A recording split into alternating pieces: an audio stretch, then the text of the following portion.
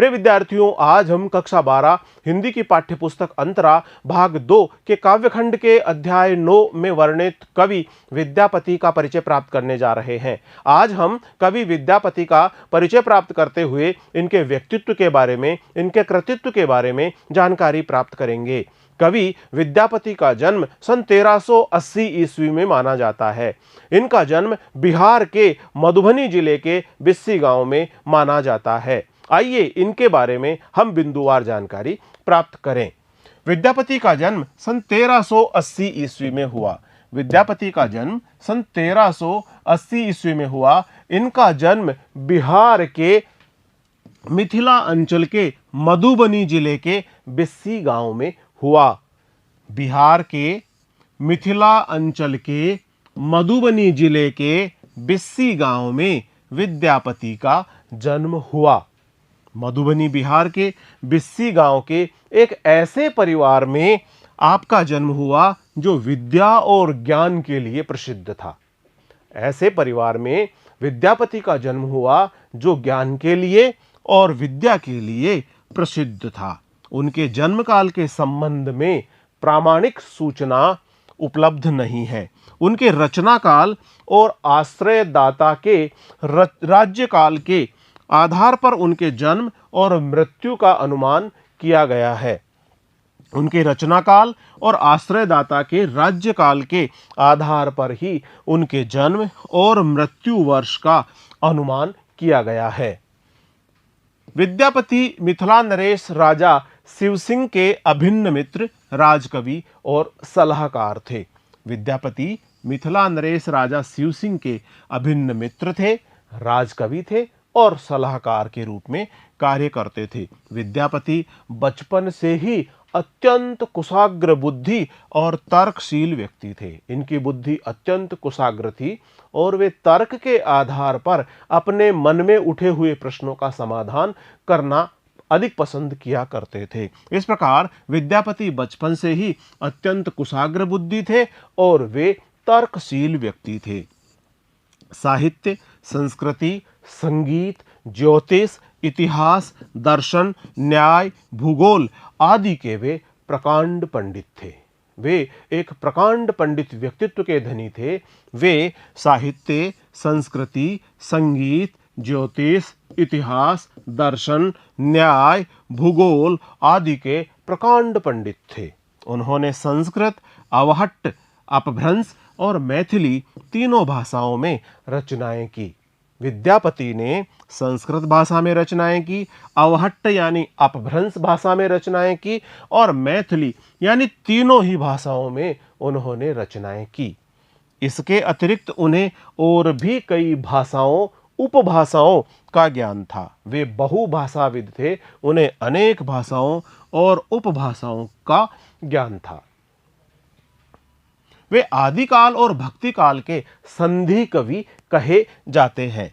उनकी कीर्तिलता और कीर्ति पताका जैसी रचनाओं पर दरबारी संस्कृति और अपभ्रंश काव्य परंपरा का प्रभाव है, जो उनकी पदावली के गीतों में भक्ति और श्रृंगार की गूंज है। जैसा कि हम जानते हैं, विद्यापति द्वारा रचित पदावली के गीतों में भक्ति और श्रृंगार की गूंज है। उनकी रचनाएं भक्ति रस से सरोबार है, जिसमें श्रृंगार का अतुलित सौंदर्य दृष्टिगत होता है। उनकी कीर्तिलता और कीर्ति पताका जैसी रचनाओं पर दरबारी संस्कृति और अपभ्रंश काव्य परंपरा का विशेष रूप से प्रभाव है। उनकी पदावली के गीतों में भक्ति और श्रृंगार की गूंज हमें दिखाई पड़ती है, गूंज हमें सुनाई पड़ती है। विद्यापति की पदावली ही उनके यश का मुख्य आधार है। उनकी कीर्ति और यश का मुख्य आधार विद्यापति द्वारा रचित पदावली ही है। वे हिंदी साहित्य के मध्यकाल के पहले ऐसे कवि माने जाते हैं जिनकी पदावली में जन भाषा में जन संस्कृति की अभिव्यक्ति हुई है। वे हिंदी साहित्य में मध्यकाल के ऐसे पहले कवि माने जाते हैं जिनकी पदावली में जन भाषा में प्रयोग, जन भाषा में रचनाएं हुई है। जन भाषाओं में रचनाएं हुई है, उनमें जन संस्कृति की अभिव्यक्ति हुई है। जन संस्कृति की प्रखर अभिव्यक्ति जन भाषा में उनके पदावली के माध्यम से हमें प्राप्त हुई है। वे हिंदी साहित्य के मध्यकाल के पहले ऐसे कवि हैं जिनकी पदावली में जन भाषा में जन संस्कृति की अभिव्यक्ति हुई है। मिथिला क्षेत्र के लोक व्यवहार में और सांस्कृतिक अनुष्ठानों में उनके पद इतने रच बस गए हैं कि पदों की पंक्तियां अब वहां के मुहावरे बन गई है। किसी भी भाषा में जब किसी व्यक्ति द्वारा कही गई उक्तियां या कहे गए वाक्य जब मुहावरों के रूप में प्रयोग होने लगे, यह उस व्यक्ति की कीर्ति और यश का मुख्य आधार माना जाता है। मिथिला क्षेत्र के लोक व्यवहार में, लोक जीवन में और सांस्कृतिक अनुष्ठानों में उनके पदों का इतनी पर्याप्त मात्रा में गायन किया जाता था, उन पदों को इतनी अधिक मात्रा में गा करके लोग आनंद का अनुभव करते थे। उनके पद इतने रच बस गए हैं कि पदों की पंक्तियां अब मुहावरों के रूप में प्रयोग होने लगी है। पद लालित्य, मानवीय प्रेम और व्यावहारिक जीवन के विविध रंग इन पदों को मनोरम और आकर्षक बनाते हैं। इनके पद लालित्य से भरे हुए हैं, जिनमें मानवीय प्रेम की अभिव्यक्ति होती है, और व्यवहारिक जीवन के विविध रंग इन पदों के माध्यम से हमें देखने को मिलते हैं।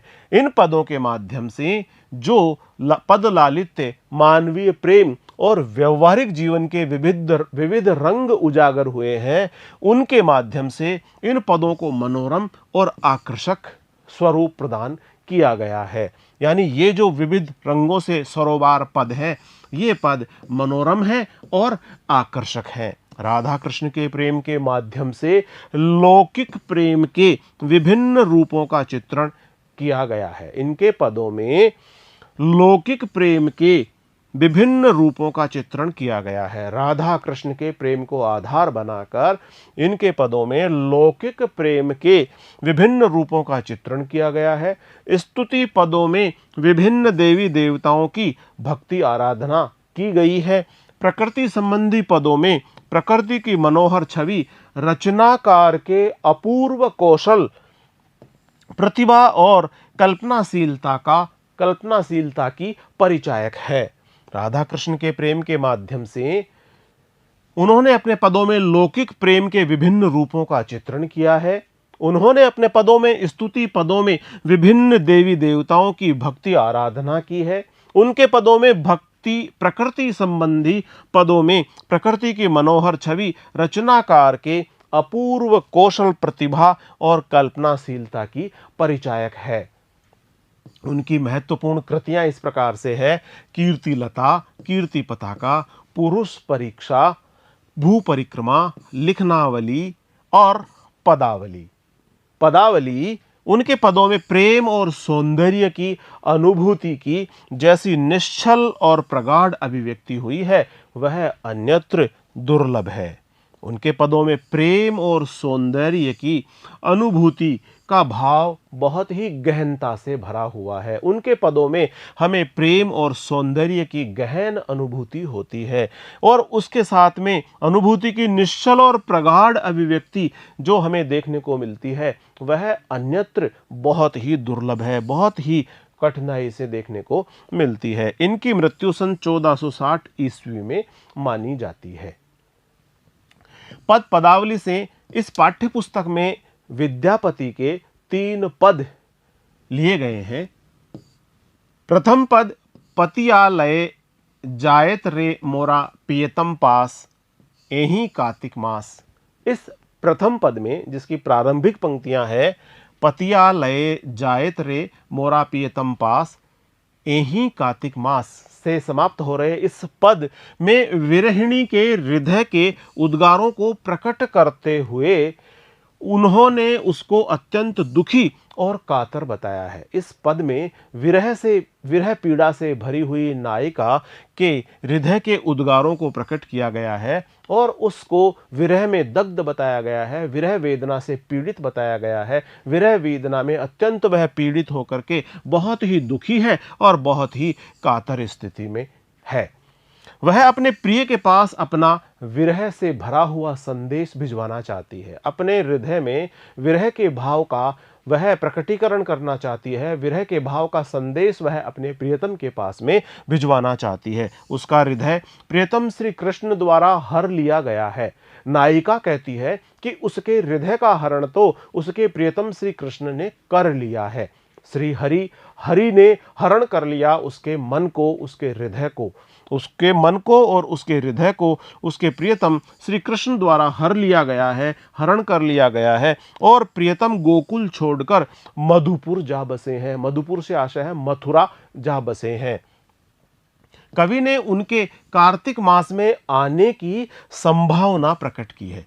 दूसरे पद जिसकी प्रारंभिक पंक्ति है सखी है कि पूछसी अनुभव मोय, और जिसकी आखिरी पंक्ति है लाखे न मीलल एक, में प्रियतमा सखी से कहती है कि मैं जन्म जन्मांतर से अपने प्रियतम के रूप सौंदर्य को लगातार देख रही हूँ, उनके रूप सौंदर्य का पान कर रही हूँ, उनको देखती रही हूँ, परंतु अभी तक भी मेरे नेत्र संतुष्ट नहीं हुए। मैं अपने प्रियतम के रूप सौंदर्य का पान लगातार कर रही हूँ, लेकिन मेरे नेत्र अब तक भी संतुष्ट नहीं हुए हैं। उनके मधुर बोल कानों में सदैव गूंजते रहते हैं। प्रियतम के मधुर बोल कानों में सदैव गूंजते से लगते हैं। इस पद में प्रेम की महत्ता का प्रतिपादन किया गया है। प्रेम में कभी तृप्ति नहीं मिलती और मन अतृप्त ही रहता है। तीसरे पद जिसकी प्रारंभिक पंक्ति है कुसुमित कानन हेरी कमल मुखी, और जिसकी आखिरी पंक्ति है लखिमा देई रमान, इसमें कवि ने विरहिणी प्रियतमा का दुख भरा चित्र प्रस्तुत किया है। विरह में भरी हुई नायिका का बेहद ही दुख भरा, कष्ट भरा, विरह से भरा चित्र प्रस्तुत किया है। इसमें वसंत का चित्रण उद्दीपन रूप में किया गया है। कुसुमित उपवन को देखकर नायिका आंखें बंद कर लेती है। विरह दुख के कारण नायिका के नेत्रों से अश्रुधारा बहे चली जाती है, जिससे उसके नेत्र नहीं खुल पाते हैं। उसके हृदय में बहुत अधिक दुख है, उसके हृदय में बहुत अधिक विरह का भाव है, और वह दुख और विरह के भाव को धारण करती हुई अपने नेत्र बंद कर लेती है। जैसे ही वह अपने नेत्र बंद कर लेती है, उसके हृदय की विरह का भाव उसके नेत्रों के माध्यम से अभिव्यक्त होता सा लगता है। विरह दुख के कारण नेत्रों से अश्रुधारा प्रवाहित होती चली जाती है, जिससे उसके नेत्र खुल नहीं पा रहे हैं। वह विरह में क्षण क्षण क्षीण होती जा रही है, और नायिका विरह से पीड़ित है, दुख से पीड़ित है, विरह की अग्नि में जल रही है, और वह धीरे धीरे विरह में जलती हुई क्षण क्षण क्षीण होती हुई जा रही है। प्रिय विद्यार्थियों, आज हमने अध्याय 9 में वर्णित कवि विद्यापति का परिचय प्राप्त किया है। इनके व्यक्तित्व और कृतित्व के बारे में जानकारी प्राप्त की है। अगले वीडियो में हम कवि विद्यापति द्वारा रचित पद, जो उनके द्वारा रचित पदावली से लिए गए हैं, जिसकी पद की पहली पंक्ति है के पतिवा लय जायत रे, का अध्ययन करेंगे। इससे संबंधित वीडियो लेकर हम शीघ्र ही आपके समक्ष उपस्थित होंगे। तब तक नमस्कार।